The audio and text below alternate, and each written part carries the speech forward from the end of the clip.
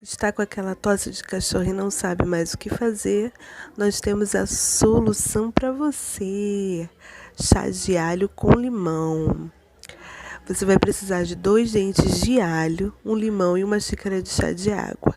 Descasque o alho, com casca e tudo, coloque em um recipiente e adicione a água. Leve a fogo médio por 5 minutos e deixe ferver.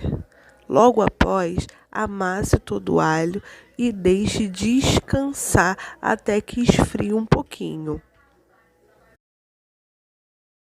Com o chá ainda morno, você vai espremer o seu limão dentro do recipiente do chá e logo após é só peneirar e ingerir a bebida ainda morna, tá? O melhor momento para você tomar esse chá é à noite antes de você deitar.